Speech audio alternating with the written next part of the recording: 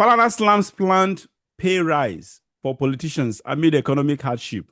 Human rights lawyer Femi Falana has faulted the proposed upward review of salaries for political office holders, describing the move as highly insensitive given Nigeria's worsening economic conditions.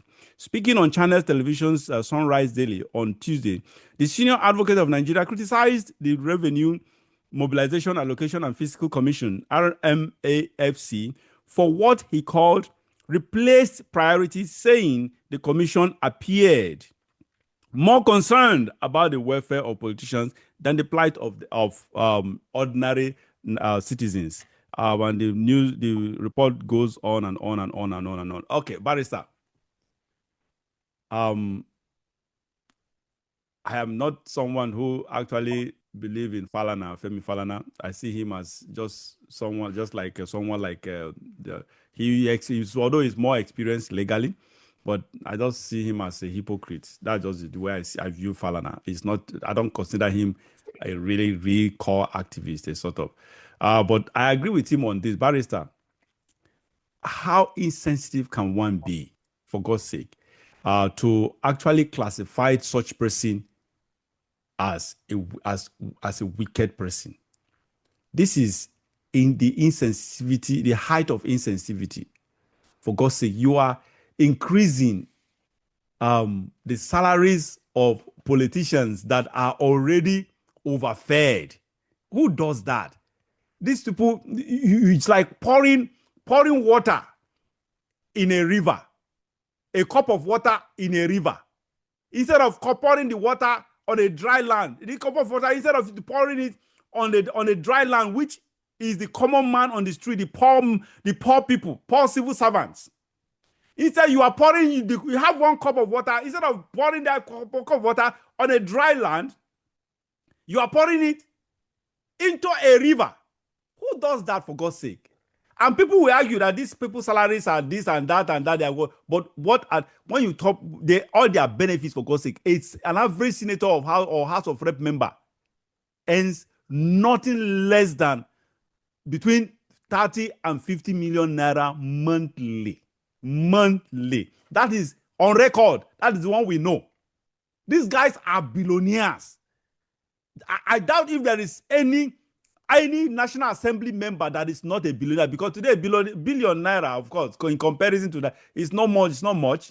It doesn't take them anything. Each project, you hear House of Rep members handling things of something that has to do with 500 million, 800 million naira or whatever. So basically, all of them are now billionaires at the National Assembly.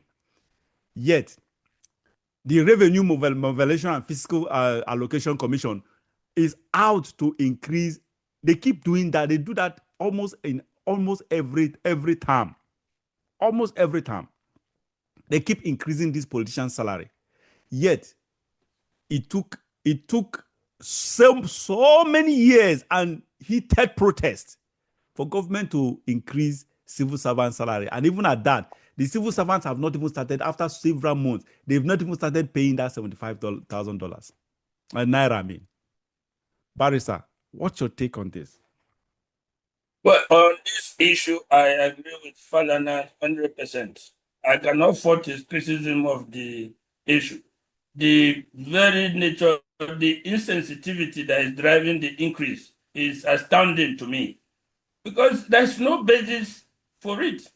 The politicians are the ones that are taking everything, whether it is contract or any other issues whereby the public revenue is being amortized. Is the politicians, the House of Reps and Senate members. They have constituency projects that they have built into the budget, and they bring contractors and they extract money. They go for oversight to ministries and parastatals, and before they go, money is arranged for them by each parastatal in order not to have the unfortunate this thing of having a zero budgetary allocation. If a House Oversight Committee is coming to your parastatal, you must arrange money in large quantity for them. Otherwise, you are guaranteed to have zero allocation for the next budgetary district. That zero allocation means you just get only the salary not even allowances. You are able to pay your staff Yeah. only the salary. There's no other money. And no parastatal wants that because it's from there that they to chop, give contracts and chop. So this is a corrupt system. But by the Revenue Mobilization and Fiscal Commission doing the increase, it is what we call official theft. They are giving theft an official backing. Honestly. There's nothing else to call that.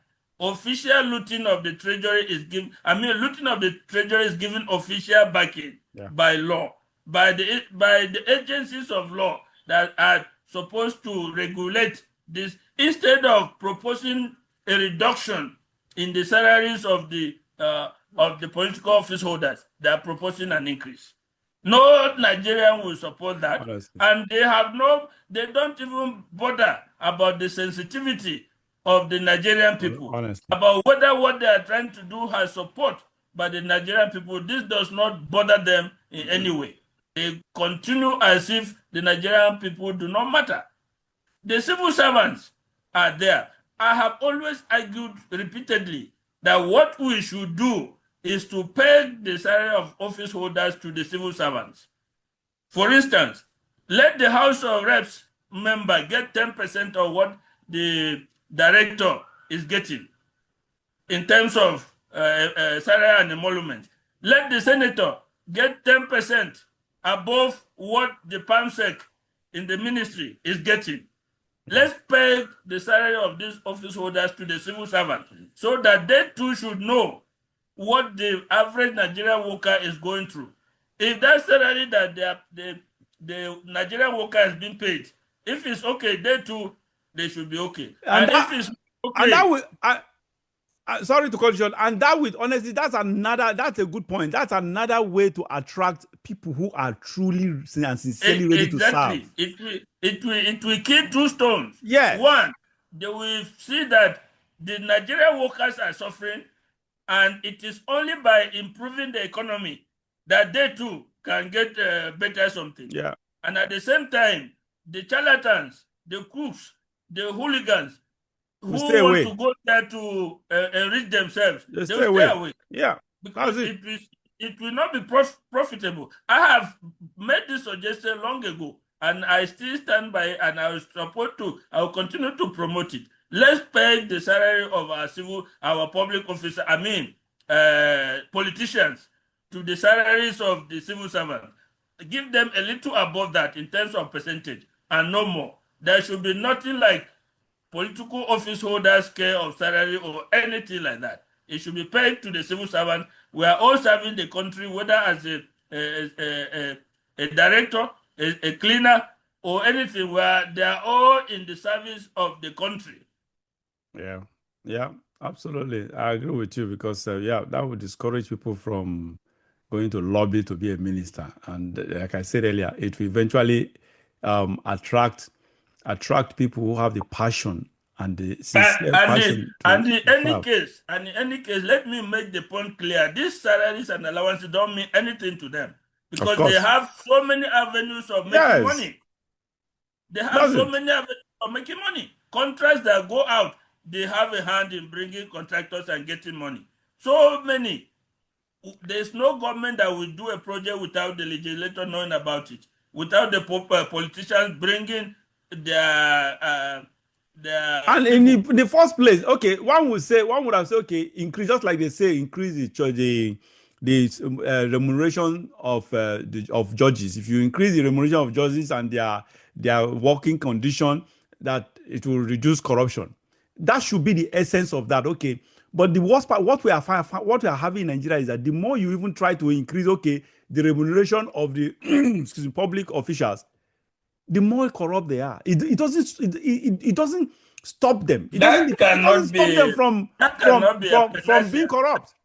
That will never be a panacea for corruption in Nigerian context. Because what will you pay a politician to stop him from being corrupt? That's the point. 10 million naira per month. It Honestly, will not stop him because he wants 100 million. you want billions, not even 100 million. The corruption. Yeah, So this argument that if you increase the salary of these people, it will curb corruption has been a no argument from the beginning. It is a no argument, and they know it, but they hide under it because they are under pressure from the same politicians.